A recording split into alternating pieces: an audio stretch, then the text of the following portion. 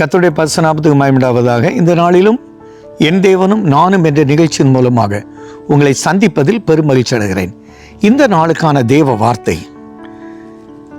உங்களுடைய காரியம் கைகூடி வந்தது.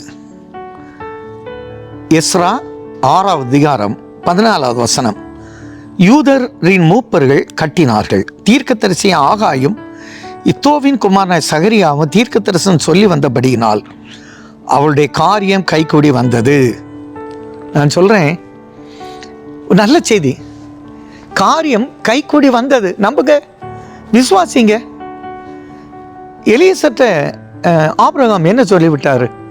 நான் வழிபடுகிற தேவன் தம்முடைய தூதனை அனுப்பி உன் பிரயாணத்தை வாய்க்க பண்ணுவார். நம்ம இந்த குறிப்பாக பிள்ளைகளுடைய வாழ்க்கையை அமைச்சு கொடுக்கறதுல தான் ரொம்ப யோசிப்போம். நான் சொல்கிறேன், காரியம் கைகூடி வந்துட்டு. வீடை கட்டுவீங்க. கர்த்தர் தாவீதுகிட்ட சொன்னார், நீ எனக்கு ஆலயத்துக்கு கன்சர்ன் வச்சது நன்றி, ஆனால் நான் உனக்கு ஒரு வீடு கட்டித்தாரேன்னு. உங்கள் வீடு கட்டுறதுக்குரிய காரியம் கைகூடி வந்தது. பிளானில் இந்த ப்ராப்ளம் மாறிட்டு, லேண்டில் இருக்க ப்ராப்ளம் மாறிட்டு. இதில் எனக்கு பிடித்தது அதான் எஸ்ரா 32 சொல்லுவார், கல்தே தேசத்தில் போய் நீ பத்திரம் ஒரு லேண்டை வாங்குன்னு. அவன் சொல்ல, எப்படி ஆகணும்? போ, நான் உனக்கு பத்திரம் முடிச்சு தரேன், லேண்ட் வாங்க காசு தரேன், அதெல்லாம் நடக்கும்.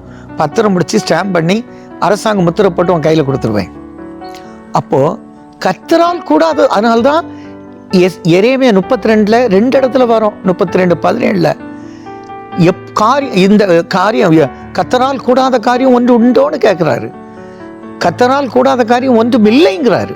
இது 2வதுல தான் இருக்கு. அதனால தான் சொல்கிறேன், உங்களுடைய காரியம் கைகூடி வரும். நீங்கள் MBBS டாக்டருக்கு ட்ரை பண்ணிட்டு இருப்பீங்க, காரியம் கைகூடி வரும். சில பிள்ளைங்க IAS IPSக்கு கோச்சிங் எடுப்பீங்க, உங்கள் காரியம் கைகூடி வரும். உங்களுக்கு மருத்துவமனையில் ரிசல்ட் வரையும் நான் என்ன ஆகும்னு பயந்து இருப்பீங்க. நான் சொல்கிறேன், நல்ல செய்தி உங்களை தேடி வந்து சீக்கிரமாக சுகத்தோடு வர கர்த்தர் கிருபை கொடுப்பார். நெடுநாளாய் உங்களுடைய பிரச்சனை லேண்டில் இருந்துட்டு இருக்கோம். இன்னைக்கு சொல்கிறேன், காரியம் உங்களுக்கு கைகூடி வரும். புத்திர பாக்கியத்துக்காக நீங்கள் எடுத்த பிரயாசம் என்னெல்லாம் இருக்கும், காரியம் இந்த நாளில் கைகூடி வரும்.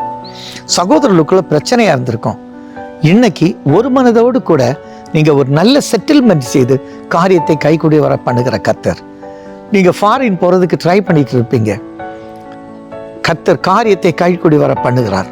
உங்களுக்காகவே கர்த்தர் ஒரு பெரிய காரியத்தை செய்ய போகிறார். இப்படி பாருங்க, காரியம் நான் சொன்னேன், எந்த காரியம், ஆலயத்துக்கு ஃபவுண்டேஷன் பண்ணிருப்பீங்க, காரியம் கைகூடும்.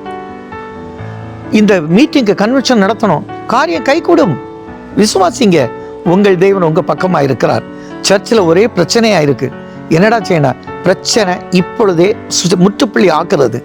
சந்தோஷமா உங்களுடைய காரியத்தை கச்சிதமா நல்லா காஸ்பல் சொல்லுங்க, நல்லா நிறைய விசுவாசிகளை சேருங்க, கர்த்தர் உங்களை ஆசீர்வதிப்பார்.